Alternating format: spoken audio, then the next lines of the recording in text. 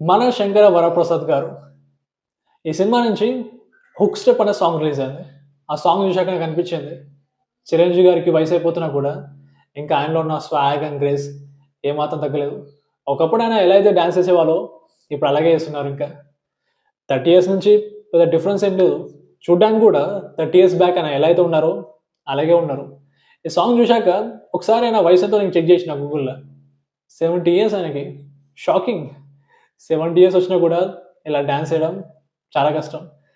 నిజానికి ఇప్పుడు ఈ 2026లో ఈ కాలంలో 70 ఇయర్స్ దాటిన వాళ్ళు ఎంతమంది ఉన్నారు సినిమాలు చేసేవాళ్ళు? అంత హెల్తీగా ఎంతమంది ఉన్నారు? సినిమాలు చేస్తున్నా కూడా మెయిన్ క్యారెక్టర్ చేసేవాళ్ళు ఎంతమంది ఉన్నారు? ఇప్పుడు అమితాబ్ బచ్చన్ గారు ఆయన మెయిన్ క్యారెక్టర్ చేయట్లేరు. ఆ తర్వాత ఉన్నది రజనీకాంత్ గారు అండ్ మమ్మూటి గారు ఇద్దరే అనుకుంటా. రజనీకాంత్ అండ్ మమ్మూటి వీళ్ళిద్దరు మినహాయిస్తే ఇప్పటివరకు మెయిన్ క్యారెక్టర్‌గా ఈ జనరేషన్‌లో అసలు ఎవరు చేయట్లేరు. అండ్ అందరికి తెలిసిందే డాన్స్ విషయానికొస్తే 70 ఇయర్స్ దాటిన వాళ్ళు ఎవరు కూడా ఈయనలా డాన్స్ చేసేవాళ్ళు ఉన్నారు. ఇప్పుడంటే మెడికల్ సైన్స్ డెవలప్ అయిపోయింది కాబట్టి నెక్స్ట్ జనరేషన్ వాళ్ళు చేయగలుగుతారు 70 ఇయర్స్ వచ్చినా సరే dance. I mean to say Allu Arjun, Ram Charan, junior NTR వీళ్ళు 70 ఇయర్స్ వచ్చినాక డాన్స్ చేయగలుగుతారు. ఎందుకంటే మెడికల్ సైన్స్ డెవలప్ అయిపోయింది కదా! ఒకప్పుడు 40 ఇయర్స్‌కి ఇప్పుడు 40 ఇయర్స్‌కి చాలా డిఫరెన్స్ వచ్చేసింది. బట్ తెలుగు ఫిల్మ్ ఇండస్ట్రీలో ఇన్‌ఫాక్ట్ ఇండియన్ ఫిల్మ్ ఇండస్ట్రీలో డాన్స్ అంటే ఫస్ట్ గుర్తుకొచ్చే పేరు, ఫస్ట్ గుర్తుకొచ్చే యాక్టర్ చిరంజీవి గారు. ఆయన క్రియేట్ చేసిన లెగసీ తెలుగు ఇండస్ట్రీలో. అందుకే మన ఇండస్ట్రీతో పోల్చుకుంటే వేరే ఏ ఇండస్ట్రీలో ఎక్కువ మంది డాన్సర్స్ ఉంటారు. ఇప్పుడు తెలుగు ఇండస్ట్రీతో పోల్చుకుంటే ఇంకే ఇండస్ట్రీలో చెప్పండి ఎక్కువ మంది డాన్సర్స్ ఉన్నది? మన దగ్గర ఏంటంటే ఆయన ఒక స్టాండర్డ్ సెట్ చేసిండు. ఆయనను చూసి చాలామంది ఇన్‌స్పైర్ అయిపోయి ఆ లెగసీని కంటిన్యూ చేసుకుంటూ వచ్చారు.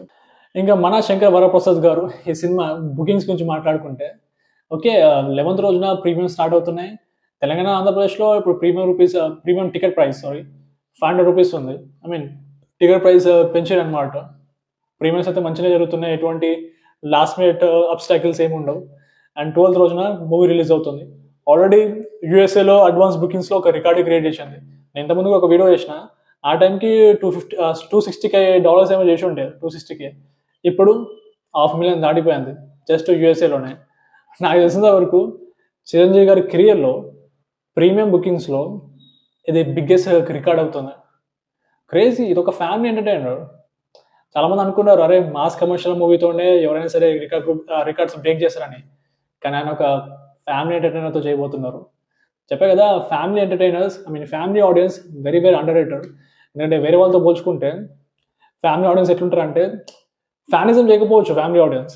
బట్ వాళ్ళు సినిమా చూస్తే వాళ్ళు కనెక్ట్ అవుతే ఏ సినిమాకైనా సరే ఆ సినిమాకి రికార్డ్ స్థాయిలో కలెక్షన్స్ రావడం ఖాయం. 200 క్రోర్స్ బడ్జెట్ అంటున్నారు ఈ సినిమాకి. చూడాలి మరి ఎంత కలెక్ట్ చేస్తుందో.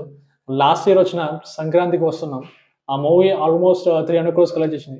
ఆల్మోస్ట్ కాదు 300 క్రోర్స్ కలెక్ట్ చేసింది. అఫీషియల్ వాళ్ళే పోస్ట్ చేసిర్రు.